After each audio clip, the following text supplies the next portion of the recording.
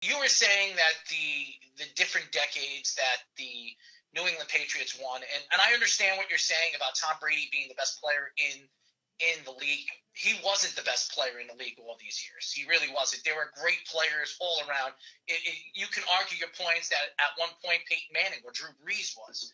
So you can't really say that Tom Brady was the best player in the league the time that he was dominant. He was a great player, one of the top three, top four, top five players in the league. Michael Jordan was the best player in the league in the 90s. Another thing is, Michael Jordan could have won 8 championships in a row if he didn't leave after 93. So I was supposed to stop. Do you really think that? You really believe they would have won 8 in a row if he doesn't leave? Oh, absolutely. They matched up. They matched up very, very well against the Rockets and even Orlando Magic. If Michael Jordan actually was in condition for that series, they would have ran right through the Orlando Magic, just like they did the year after when they had Horace Grant. But you don't think that break, because you hear him, especially in the documentary, after they win in 1993, people it's a pseudo suspension or a gambling suspension. I mean, I do buy the fact that he was mentally and emotionally just drained. Like, he talks about the pressure of when you win that final one, or the first one, now all of a sudden you are the hunted. Everyone's coming after you. All that pressure that they had to win in 92, win in 93, they went through the East, some tough teams. I think he legitimately needed a break. And obviously, you have his father. Like, there's so much going on in his life on and off the court. So I personally think that if he left, him not leaving, no way they would have won 8 in a row. Because no way that you don't get mentally refreshed. And maybe, let's say, if he stays in 1993, I think they could win 1 or 2 more. Win 94, win 95. But there's no way they win at the back end of the 90s, because you just see how both times, the three-peats, he's mentally and emotionally exhausted. It's so hard to win 1, 2, 3 in a row. To win 8 in a row, I don't think that they would have done it. I do, and I think what their team was really built as a championship competitive team. And you saw what Scottie Pippen did when Michael Jordan left. He became even better of a player. I think that they would have kept Horace Grant if Michael Jordan stayed there, and they would have won. Horace Grant was the rebounder. That's why they brought Dennis Rodman in '95. He gave them that defensive post type of player that is arguably one of the best rebounders and best defensive players to ever play the game. So I really do believe they would have won 8 championships in a row. And I was alive. I don't know if you were alive or you were a young guy when the Chicago Bulls were dominant. I actually watched them. I couldn't stand the Michael Jordan Chicago Bulls, but the talent that they had with Scottie Pippen, Michael Jordan, they were the best 1-2 punch I've ever seen in the NBA in my time. And really throughout all sports, you talk about in hockey, it was Mario Lemieux and Jaromir Jagr. In basket, in football at the time, in the 90s, it was Joe Montana and Jerry Rice. Yep. So it was, they were the best duo in all of professional sports. And Michael Jordan was the greatest basketball player to ever play, one of the greatest athletes to ever play. And Michael Jordan had something just like Tom Brady has, and that's the go upon that stardom, or that demon inside of him to get out there. And there was no such thing as losing to Michael Jordan. Michael Jordan played in the 90s where defense was completely different than it was in the game. Yep. It is in the game now. And when Tom Brady came to the league was transitioning into an offensive league. He didn't play in the time really with the Montanas, Steve Youngs, and of that time, where the game was more defensively. When you have wide receivers getting held by cornerbacks, and you can hover over wide receivers or tight ends and pull their jersey. You can't do that anymore. So it varied and it worked out for Tom Brady's growth as a player in that offense of Bill Belichick. Now, I'm not taking anything away from the New England Patriots and how great they are. They're great, but they also play in the AFC, and I don't care what anybody says. The AFC has been weak for the last 20 years. They're in the easiest division. They're in the easiest division in sports. It's not even close. Just look at it. The Jets, and I'm a Jet fan.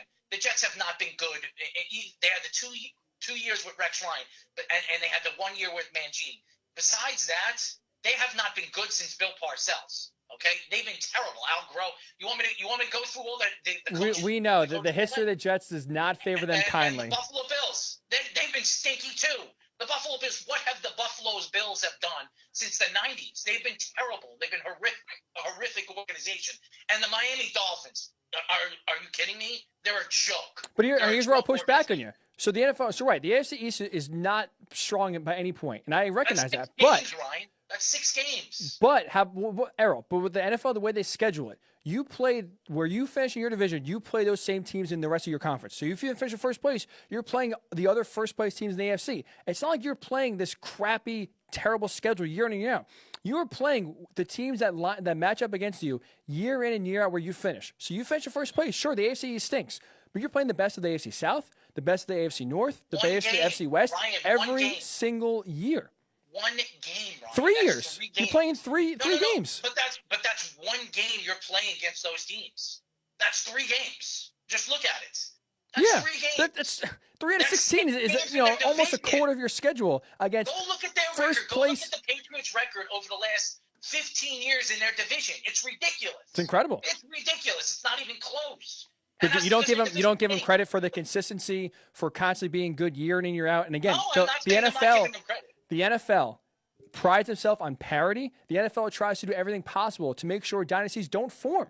The schedule, the drafting, the salary cap, they don't want dynasties forming, and we haven't seen dynasties form. Not for this long. 2 decades, Errol. 2 decades they've won. They've been in first place. They've been in 9 Super Bowls. They've basically been in the Super Bowl every other year for 2 decades. You can't take that away from them because they play in the AFC East. I'm not taking anything away from them. But look at what Michael Jordan did in the 90s in a league where they were the best players in basketball. The 90s were the best time for NBA basketball. You look at the superstars, Hakeem Olajuwon, go up and down the rosters of all these teams, Karl Malone, John Stockton, Chris Mullin, Patrick Ewing. Go up and down. This was the best time for superstar basketball players. Larry Bird, Magic Johnson. There were so many great players. Michael Jordan played with the greatest players, against the greatest players of all time in my eyes in the NBA. Some of those guys are in the top 10. I would say the guys that Michael Jordan played against were probably in the top 10. All right, so how about this? Where would you rank Scottie Pippen? Top 25? Scottie would be in my top 20 because of how great he was defensively. You could put him on anybody.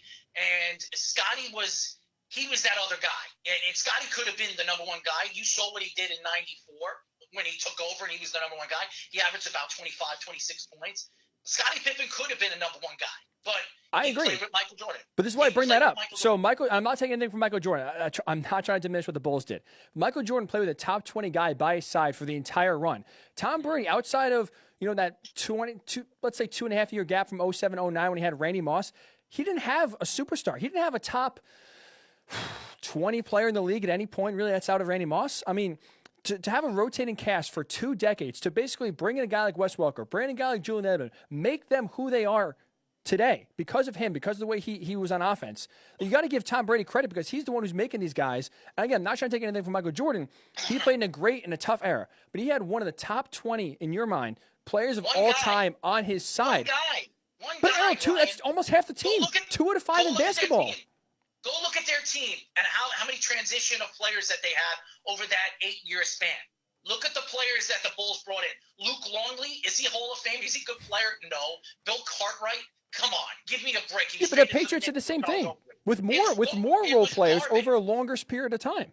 Oh my God, Ryan, come on, man. You have 22 players on an NFL team that are starters compared to 5 in the NBA. You have a 2-decade run of the Patriots compared to 8 years. But you can't compare football to basketball because you can't compare apples to oranges. You really can't. And Michael Jordan was by far the elite of the elite. You can't even put Tom Brady in the elite of what Michael Jordan did for the game of basketball. No.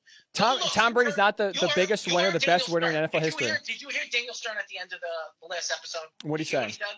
He said that when Michael Jordan was in the league, there was only 100 or 99 countries. Oh, I think it was like 80. Basketball. Yes. And then when Michael Jordan retired, there were over 200 countries that watched the game of basketball that were intaked into the game of basketball. So Michael Jordan transitioned the game. He's still transitioning the game right now. Everybody wants to be like Mike. Everybody. His sneakers are the biggest selling sneakers in the world still. And he's been out of basketball for 16 years. I'm not taking it away. I'm not taking anything away from what Tom Brady has done. Tom Brady is one of the greatest quarterbacks of all time. Michael Jordan was the greatest basketball player of all time. Aaron, hold on. Now you're taking the conversation to a different. We're not talking about global average. We're not talking about impact off the court. We're talking about when you're on the field, in the league, in the time that you're playing, right? Because you have to compare eras to eras. You're 100% right. The 90s, probably one of the greatest eras with late 80s, early 90s with all the talent you had there. I'm not taking anything away from the Bulls, but to have a dynasty and to have sustained success in the NFL in a league that does not happen ever for 2 decades, that's why I give the Patriots more credit. I'm sorry.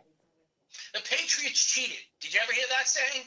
They did spygate. They did all that stuff. There were so many things that came out from that organization. Have you ever heard anything from the Chicago Bulls of cheating?